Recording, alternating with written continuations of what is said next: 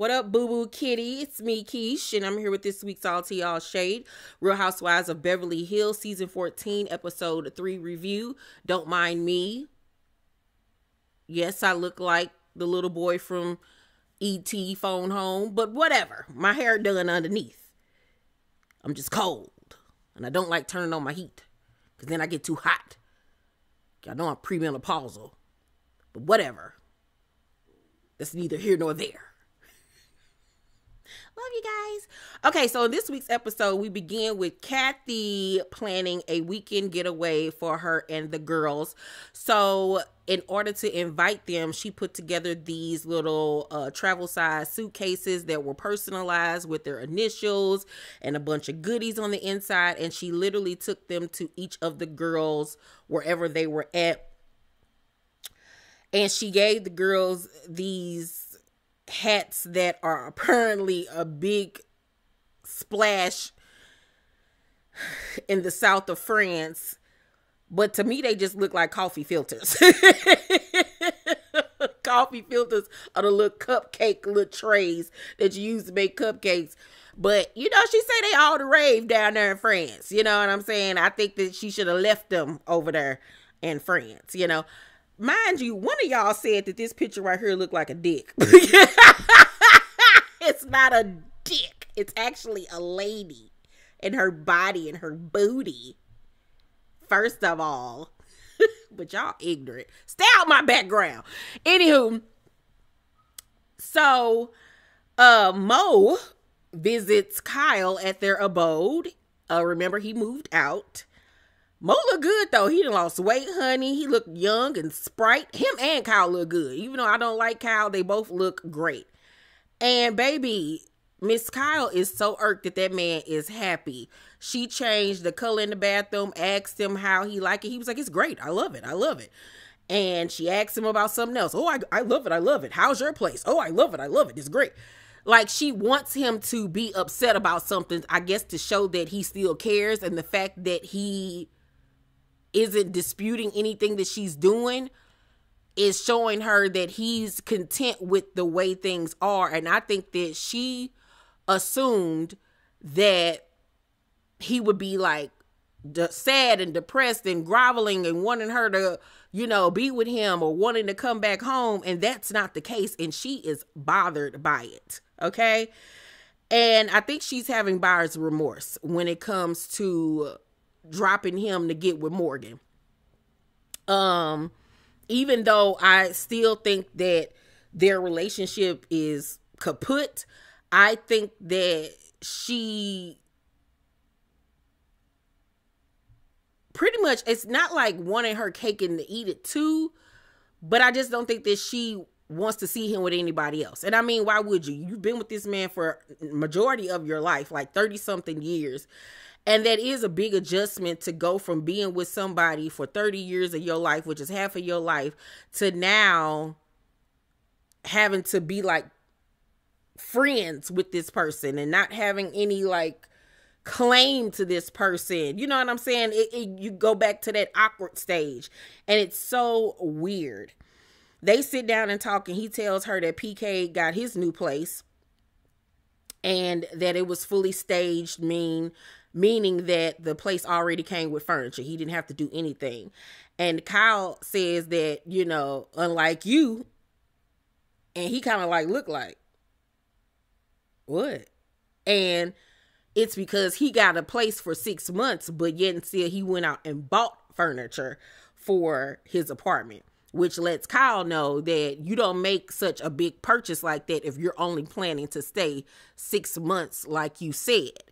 And it's obvious that that 6 months have come and gone and that they not still living together, okay?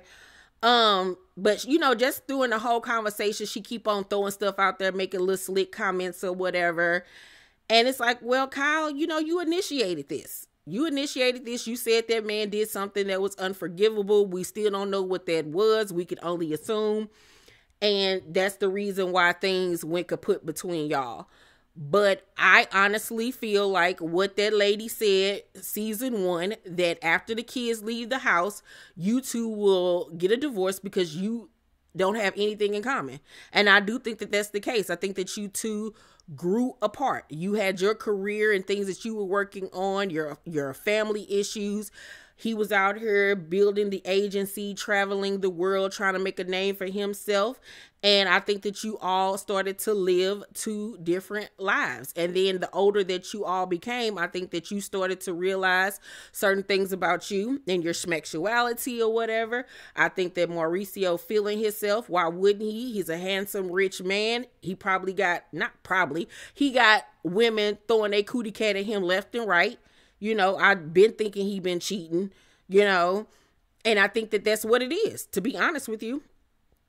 But you got to stop being so pressed when you around him making comments, because he ain't asking you nothing about what you got going on, girl, because he don't care, okay?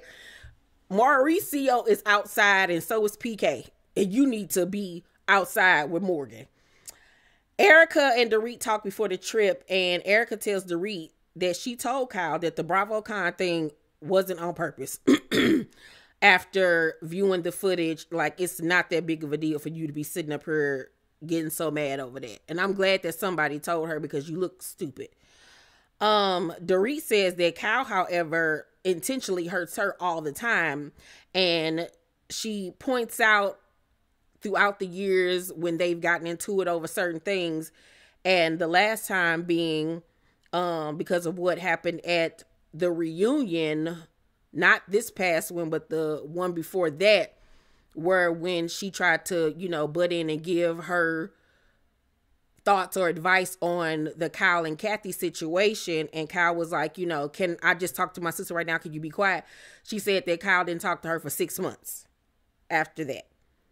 And I don't think that that was such a big, I don't think that what she said in that moment was worth her not talking to this girl for 6 months. You know what I'm saying? And it is very much like Kyle feels like that she can say and do whatever she wants and discard you and throw you away until she needs you again. And then once you do something that she don't like, then it's like the hell with you all over again.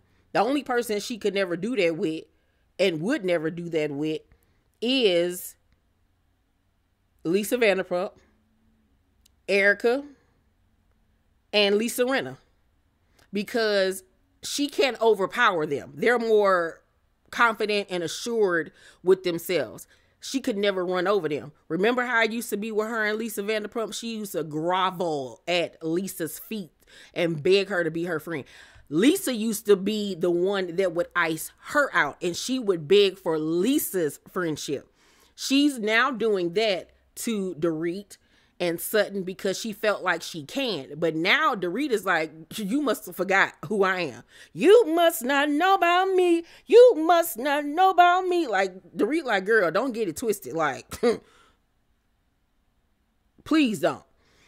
So, it's the day of the trip, and everybody meets at Kathy's house.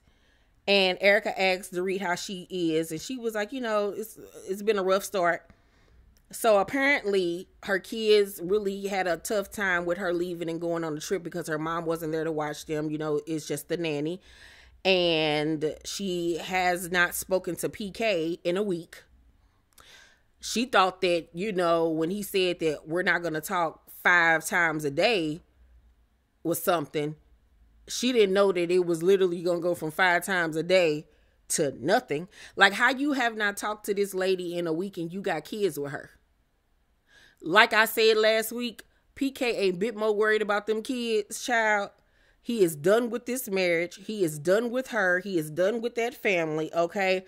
Dorit can just plan on being a single mama. He is going to be one of them old men that's going to be outside dating little young bimbos that only want to mess with him for whatever little bit of clout he got left and whatever little bit of money he could piece together. Okay, that ain't going to be about nothing. But as far as him being a present father to them kids, girl, you could forget about it. He going to be the type of daddy that pop through on holidays and maybe a birthday or a FaceTime call. But he is not about to be that type of daddy with them kids, Dorit. So you can just go ahead and forget it. Go on and find you another rich old man and do your thug thizzle, because that man is not about to be no father to them kids for real. Because that's trifling that you have not reached out to her in a week to see what's going on with her and your kids. Make it make sense. So,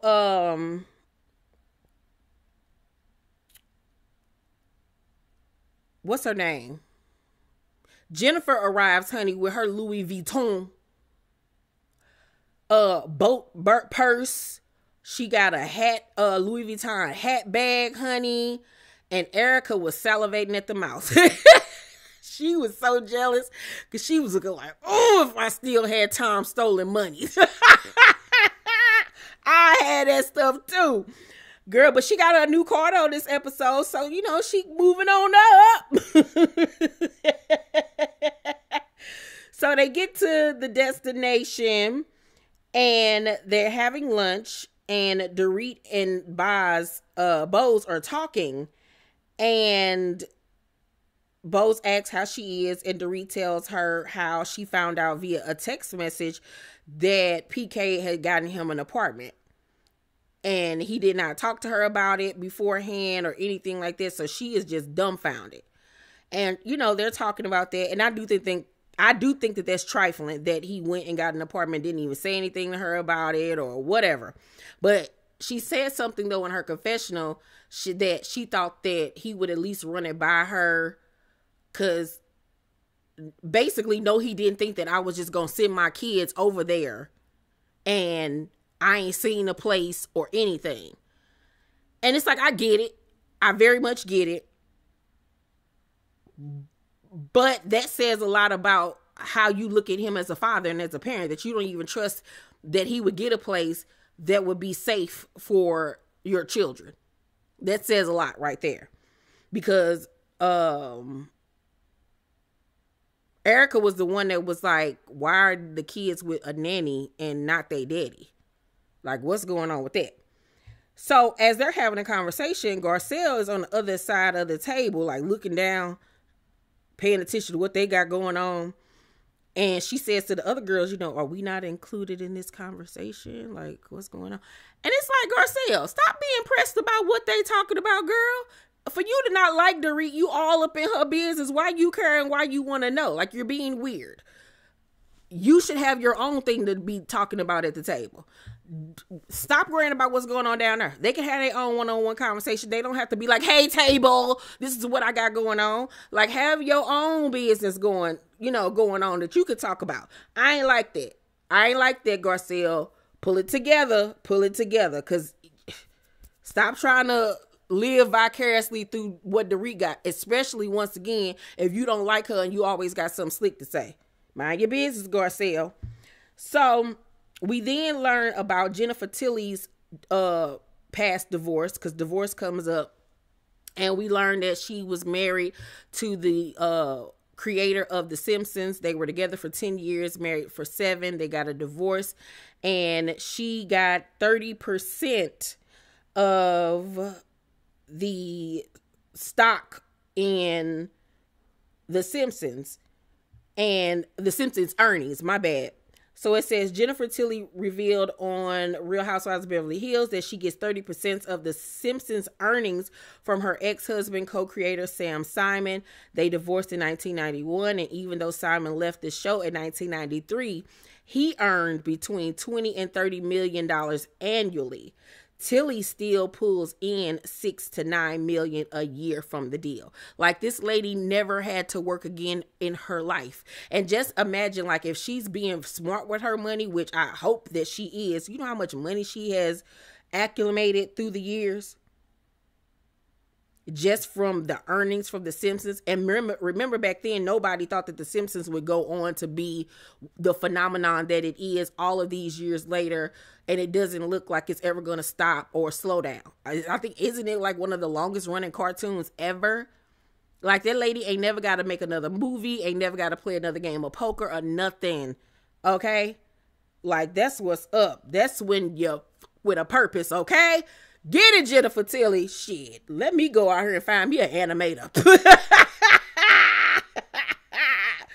Woo! And by the way, Sam has passed on. I think he passed away from cancer or whatever, but they still remain good friends after the divorce and everything.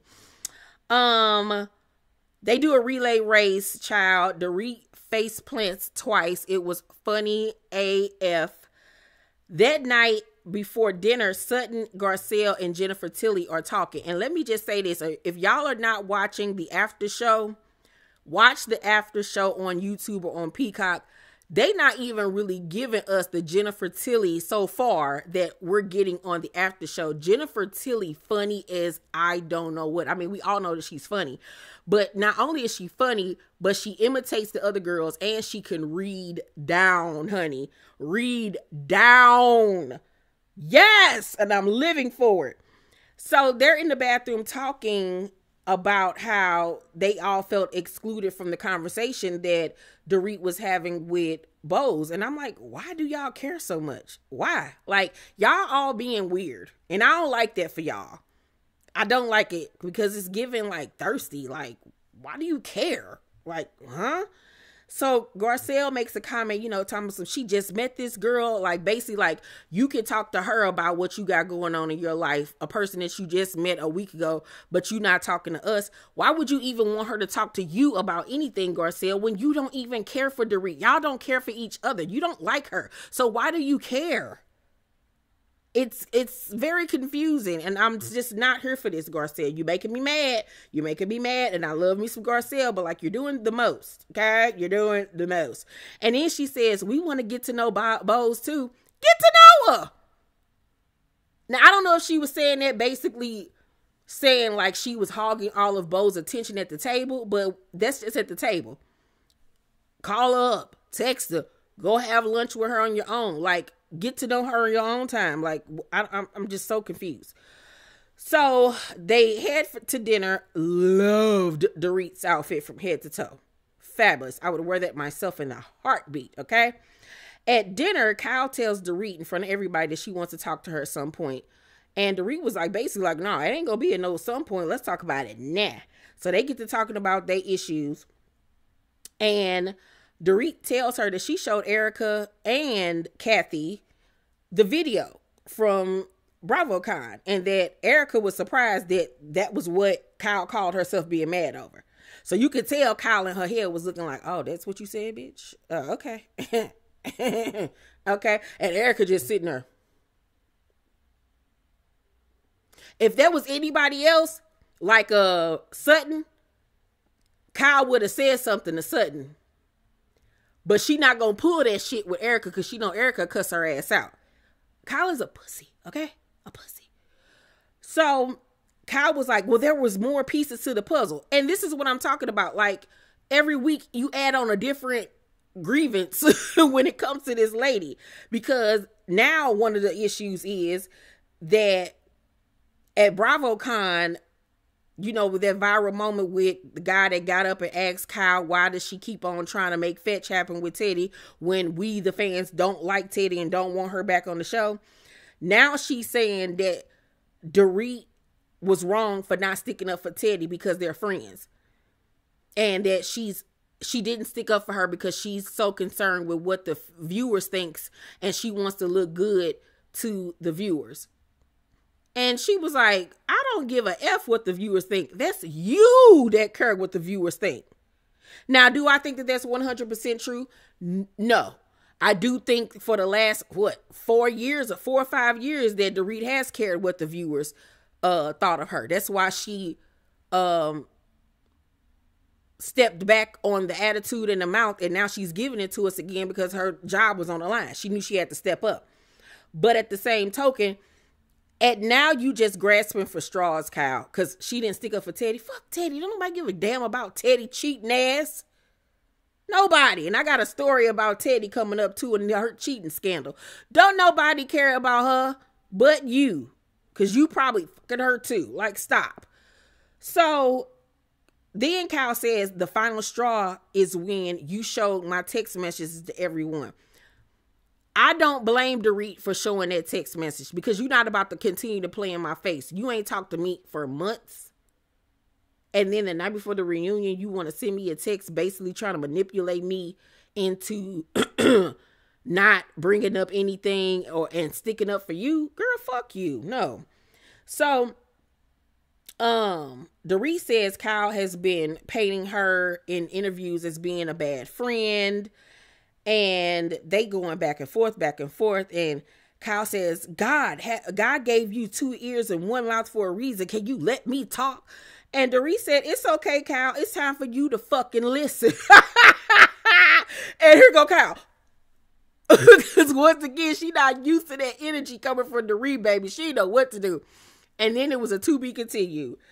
Yeah, I'm like, get a Dorit. Get her Dorit.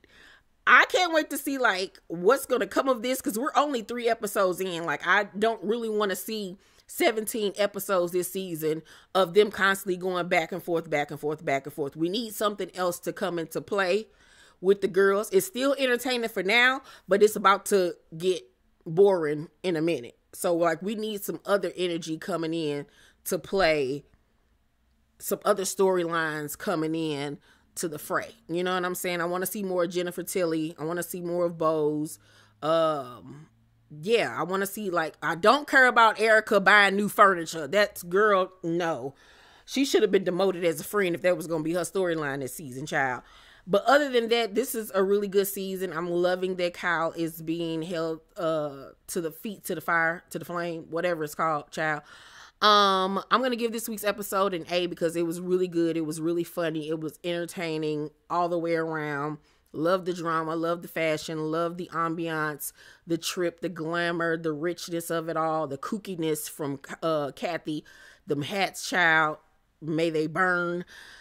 Y'all let me know what y'all thought about this week's episode. Let's talk about it down below in the comment section. Please make sure to thumbs up this video, subscribe to my channel, and turn on your post notifications so you know when my videos drop. I love you guys, and I will see you on the next one. Bye.